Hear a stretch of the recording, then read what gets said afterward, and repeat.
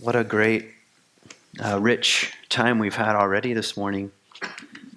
Thanks for the meditation and the songs and the readings and the kids teaching. Feeling grateful to be here. I'm. This is the last week of a 3-week series that I'm doing on Jesus, what I call the American Jesus. Um, and I've already mentioned sort of 4 Jesuses to keep in mind: the American Jesus, the Jesus of church history, which is very diverse, the historical Jesus, and what I was calling the mystical Christ, or even Christ consciousness. And that's the kind of thing that I'm sort of probing around in, at least attempting to.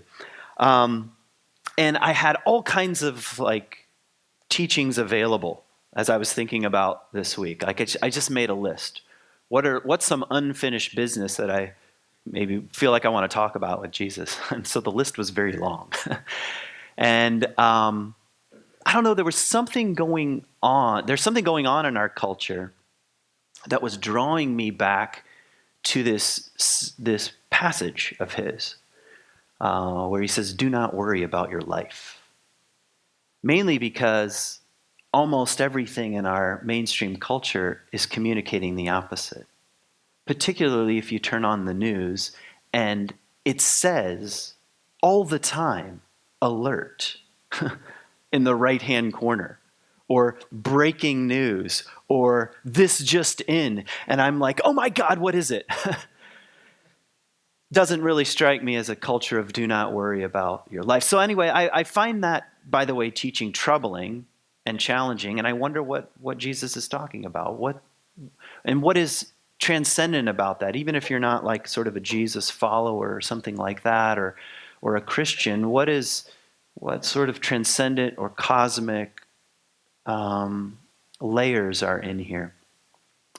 One of the things that I haven't made explicit that I want to now before I continue actually again comes from Ken Wilber, which I talked about a couple weeks ago. So Ken Wilber says something. He says that when a consciousness shifts or changes, and he's got his own map of what that looks like, sort of stages or states or memes. And I mentioned sort of a version of it already a couple weeks ago: egocentric to ethnocentric to world-centric to ecocentric. That's just one version. But he says one of the unique things about how this kind of evolution happens is that it involves a process, and you've probably heard the phrase, of transcending and including. Have you heard that phrase before? I just gave it to you, now you have. He says healthy development always involves transcending and including. So yes, there's transcending, there's moving, for example, from egocentric consciousness to ethnocentric consciousness.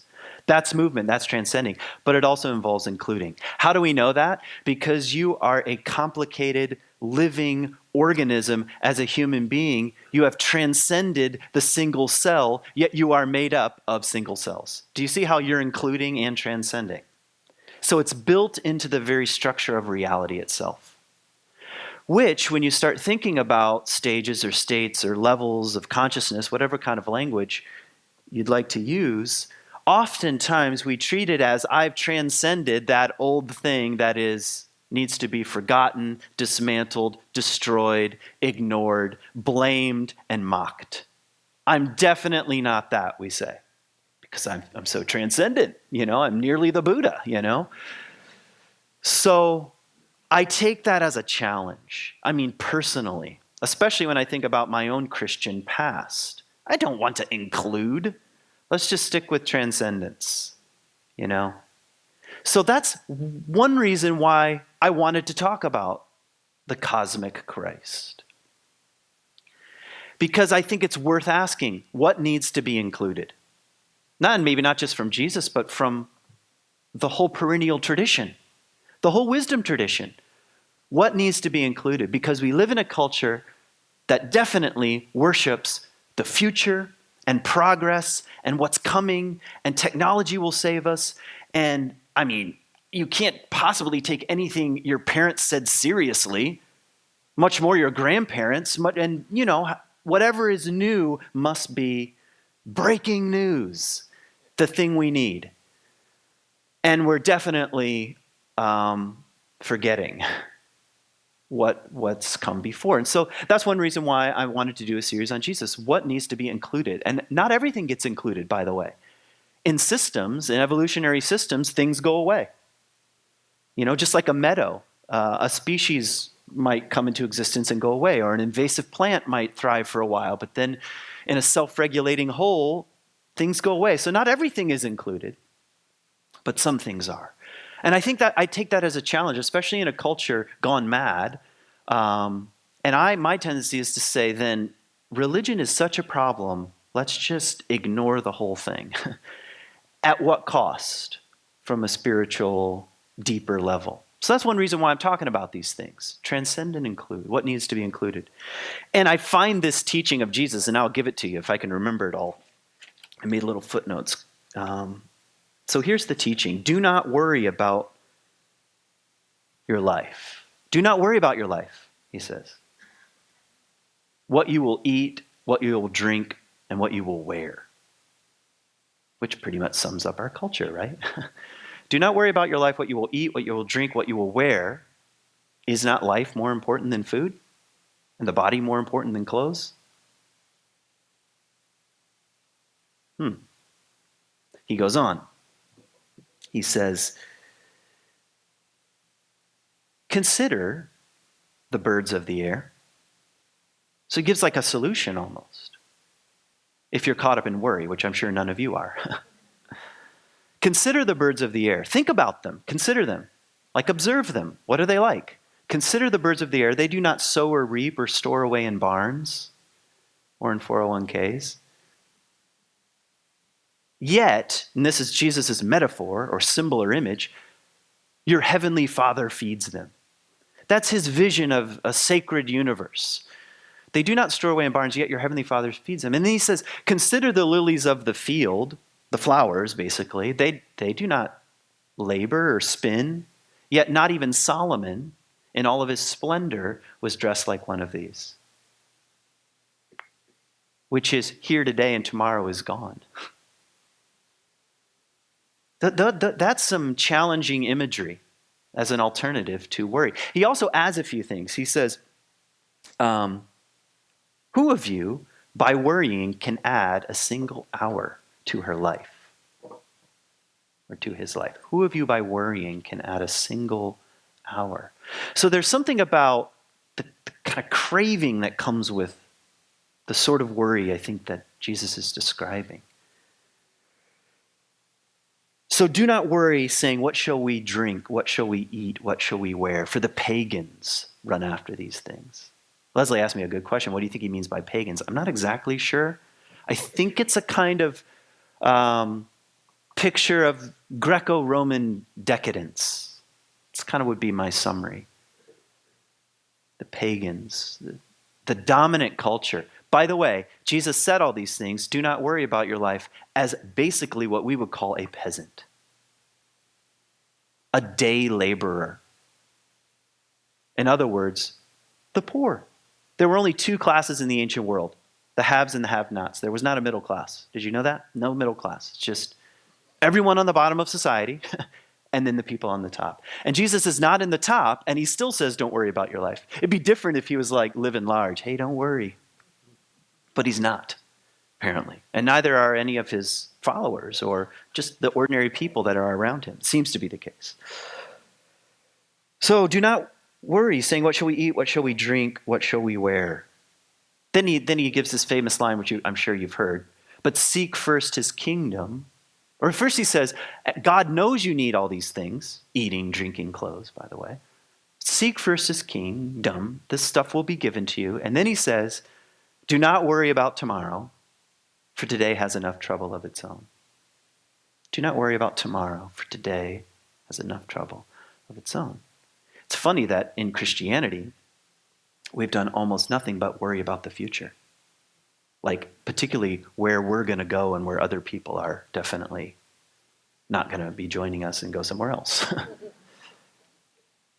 So do not worry about tomorrow. That sounds a lot like Eckhart Tolle. That's why I wanted to start with that. quotation this morning. So I find this a provocative and challenging teaching. I don't think you can hear this and just say, it's not really much there. I think there's something there. There's something there, and particularly in our culture of worry, anxiety, fear, scarcity. That's the kind of world that we live in. And we definitely live in a world that runs after eating, drinking, and clothing. Especially if we think about that in a more decadent sense. More. What shall we eat? What shall we drink? What shall we wear? Who's wearing what? We have whole television shows that are committed to what other people are wearing. Look what they're wearing. I mean, look at the sequins. You know, they don't line up with the earrings or whatever. It's a craving. That's kind of what I'm getting at. And so Jesus says, think about birds. Consider them. Consider the way they go about life. So that's what I'm going to try to do this morning. Think about some of these things. So let's talk a bit about a culture of eating, drinking, and wearing. And I was thinking about this sort of egocentric notion of mine. I was paying attention to the way I talk about my life and the way other people talk about life. Notice how many times you refer to what you think you possess. Like, hey, where's my phone? Like, it's my phone. Even though technically, wait, is it my phone? Actually, as I think about it, I'm renting my phone. It's not even mine. My house, I live in my house. Is it my house? Or does the bank own the house? And if the bank owns the house, what does that mean? And or even my kids or my spouse. What do you mean exactly by my? You own them? They're your possession?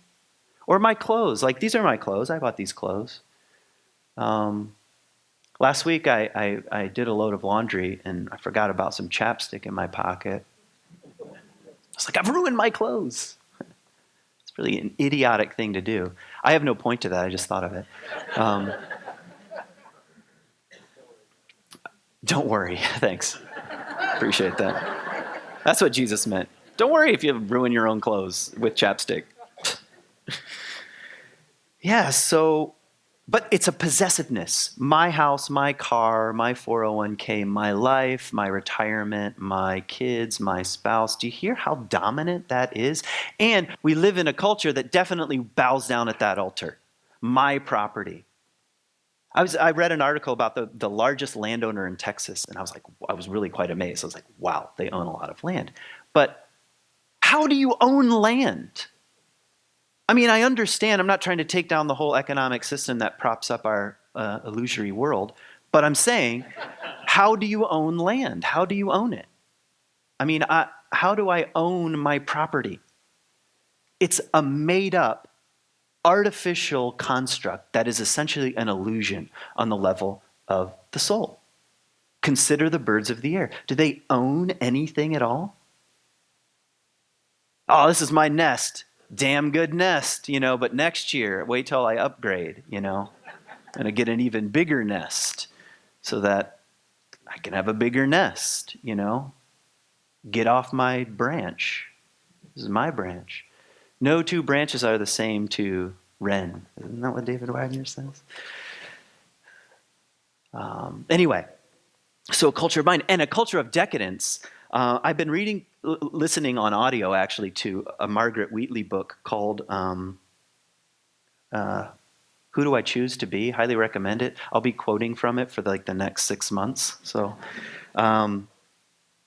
she one of the things that she describes in this book is how empires collapse. And they tend to go in about these 250-year cycles. Hint, hint. And it's very well researched, and one of the things that seems to be a major pattern among empire collapse is near the end of the collapse. First of all, people become very egocentric. What is mine? They want to be entertained, and they worship. What does she say exactly? They worship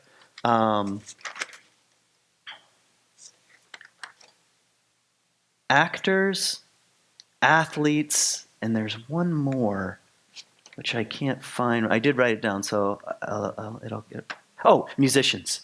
Athletes, actors, and musicians. By the way, I'm not, you think I'm talking about the United States. I am. and our culture in general. But this is a pattern. This is a pattern. Yeah, and I'm going to say something, you're going to get mad, some of you, so I'm sorry. But I'm just giving you permission to be angry. That's fine. So a few weeks ago, all of a sudden, it's sort of breaking news, alert, alert, alert. Let's have Oprah as the next president. So I thought, that's interesting. In a culture that worships celebrities, I just find it interesting that we put in the United States a celebrity, a television personality into the White House. And our solution is to get another celebrity. And I'm not saying if that's good or bad, or if she'd make a good president, bad president. I'm just saying, interesting solution. When you live in a culture that worships celebrities, actors, musicians, and athletes, the solution to the celebrity is a different one. I'm just saying. I don't know what I'm saying. Just okay, so yeah, in a culture running after eating, drinking, wearing, decadence, what is going on? And what might the birds have to teach us? Consider the birds of the air. They do not sow or reap or store away in barns. So yeah, just some basic observations about birds and flowers that seem to offer a bit of an alternative view of the landscape. First of all, the life of a bird, the life of a flower is cyclical. Correct? There's a cycle, there's a pattern, it's a seasonal kind of orientation. They do things at certain times of year. If they're migratory, they move.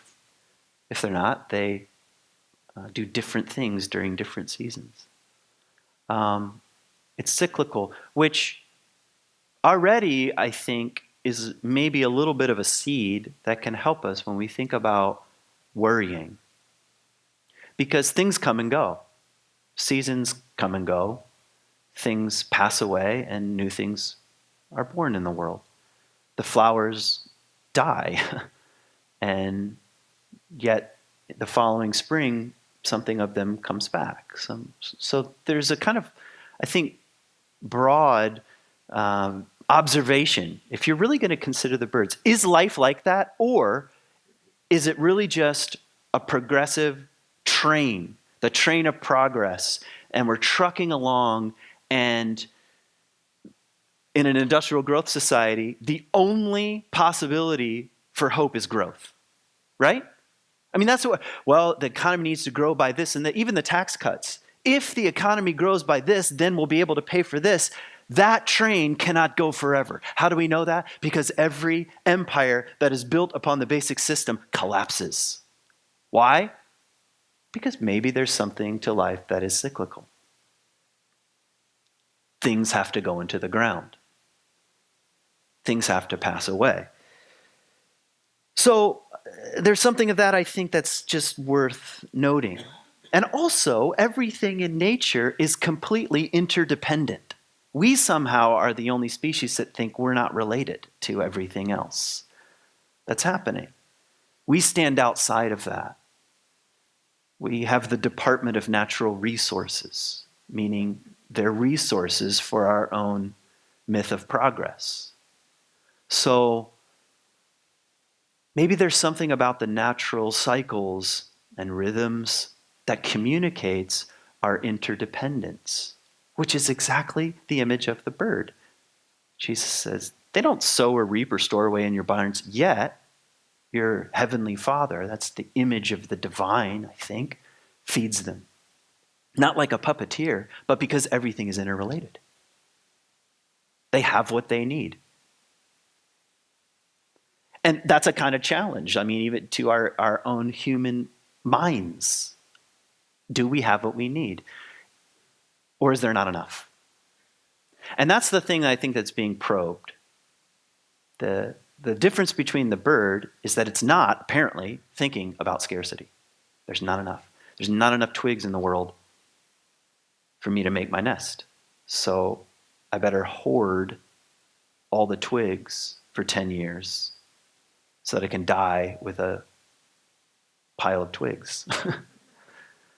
I don't know. I think that's so everything is dependent.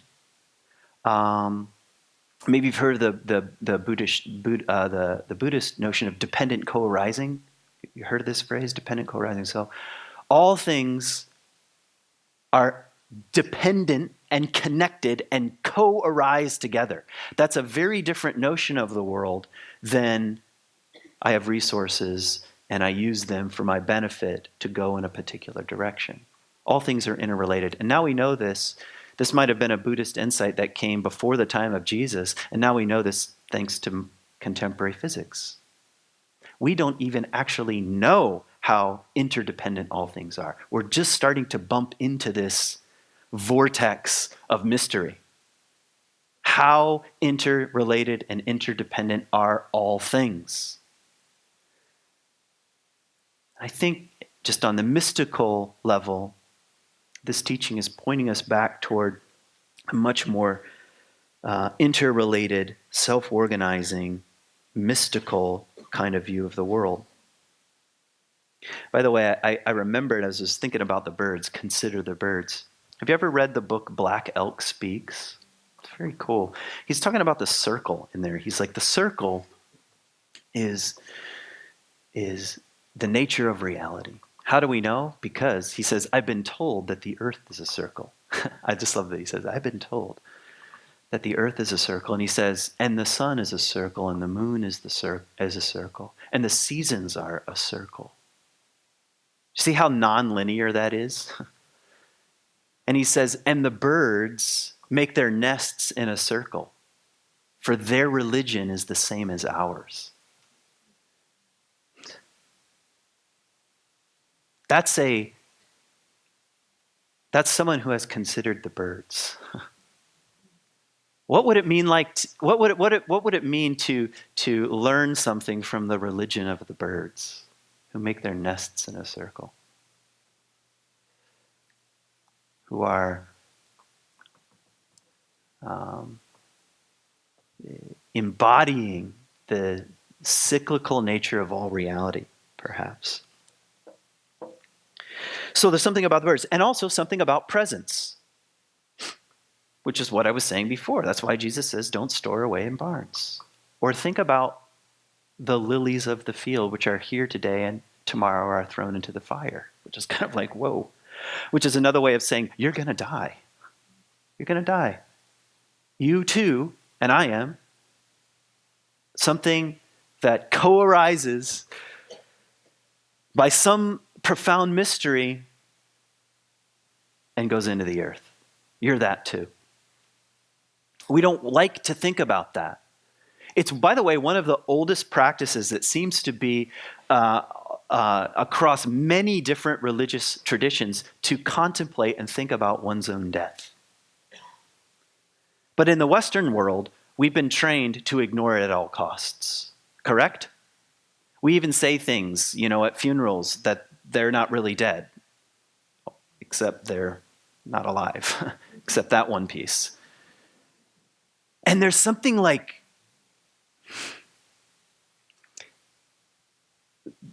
precious then about existence. And think about the anxiety again of eating, drinking, wearing, clothes, tucking away, scarcity, the clinging, the gripping. Just consider the lilies. You're here and then you're not. Yeah, that's a sobering and also precious consciousness, I think. So Jesus is poking around in. So I think my question starts to become, how do you embody such a thing? That's really, I hear do not worry and I think, okay, so what am I going to concentrate on not worrying? Then I'm going to end up worrying about the fact that I'm worrying, or did I worry? And then You seem to be in like this mental trap that you can't get out of, which is maybe why Jesus kind of pivots toward the birds. Like, it's not just about not doing something. So what is it about? How does one live with more abundance? How does one live with more joy? When I think about Christ consciousness, that's what I would call it at its most mystical level. I think the Christ or Christ consciousness seems to embody love. That's what I would say. Where maybe the Buddha embodies non-attachment or enlightenment or something as that particular expression of the mystery. But with Christ, I think it's love, Christ consciousness, and love in the sense of embracing of the other, maybe of the interconnectedness of all of reality. A good image of that is just Jesus touching lepers, or eating with crazy people and drunks, and that was his cultural way of expressing these things. That all things are included in this the Christ consciousness of love. And that's what's so funny about the American Jesus, because I don't think anyone even, stop a Christian on the street and say, "What's Jesus about?" They might pretty quickly be able to get to love. Wouldn't you agree?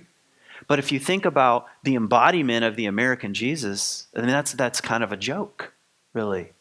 Love of what? Love of our tribe is what it often feels like. Love of our way of life, our rights, which gets down to me, my way of life, and a kind of personal ticket to some afterlife, which seems kind of absurd. But so how does one, that was my point, how does one begin to embody such a thing? And the truth is, I don't know. I don't know. Other than if maybe to begin to do our own bit of considering. What is our view of reality? What is our view of nature? What is if I were to walk outside, like yesterday I went to Lake Michigan. Have you heard of this place? It's not too far. And I was like, almost, I was moved by the wildness of the lake. If I were to stand there in July and someone were to describe what the landscape looks like in the middle of January, I would not believe them, had I not seen it myself. Just, which is very humbling, I think, in a way.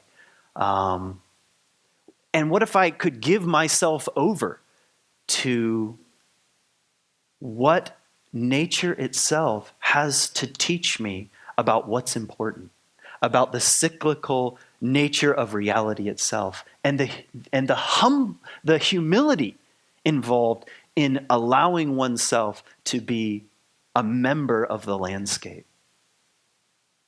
If anyone were to put me on one of those little ice islands and say, "All right, show me what you got," I mean, I would freak out like you have never seen. And that is how precious life is in terms of our ability to control. Yet we come back and we think, mine, mine, mine. How can I be safe? So I think Jesus is poking around in some of these things. One of the things that Margaret Wheatley suggests as an image in this book that I've been listening to is she says, what we need are islands of sanity, which sounds about right. Islands of sanity. I love that image because it's communal. When so much of our culture is egotistic, mine, an island of sanity is a communal image. We need islands of sanity. And here's a question she asks, how do we not add to the fear and anxiety? How do we not add? And I mean we, and I mean the people in this room. How do we not add to this? So when I think about how do you embody a teaching like do not worry, I think, first of all, we have to start thinking more communally. We need one another to not add to the fear, anxiety, worry, depression, and scarcity. And we're going to have to remind one another. We're going to have to remind one another of our preciousness. Jesus also says you cannot make one hair white or black. You can't do it. Well, I mean, you can go to the salon, I suppose. But that's just covering up something, correct? I'm not against that, by the way. Don't. No threatening letters. But we're going to have to remind one another. And so here are some invitations. When I think about this move, this shift that I think Jesus is pointing the way towards. So how do we move in an island of sanity from being a consumer to being a participant? That's what I think. Consumer to being a participant. That's a big shift. It's a huge shift. So how do I consume? One of my friends, I thought this was such an interesting challenge with his kids. He said, okay, you consume a lot of videos, like YouTube videos. Be a maker of YouTube videos. Be a participant. Do you feel the shift already? From consuming to participation. So I think that's something in here. So that's a move from consumer to participant, from taking to giving. That's what I think the embodiment of such a teaching like this looks like. From taking, mine. What are we going to eat? What are we going to drink? What am I going to wear? To giving, to abundance. What about from extracting to nourishing? Extraction is so cold, isn't it? I get this thing out of the ground and it's mine. What about a question like, what nourishes? All things on one level are a kind of extraction. Even if you're like, hey, I'm just like living off the land. Yeah, but you just killed a snail, you know? But the move, I think, is from extraction to, I think, nourishing is a word I like. From mine to ours. Think how different the world would be. And how do we do that? I don't think we can do that by voting that into place. I think an island of sanity that begins to embody that is about the only thing that we can hope for, from mine to ours. From separation to integration. From I to us.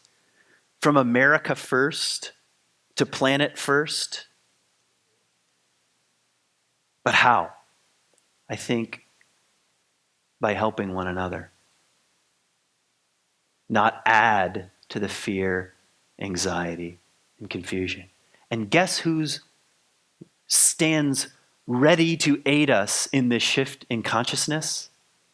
Birds, flowers, ice, sand, sun, nests, for their religion is the same as ours. Thanks for listening.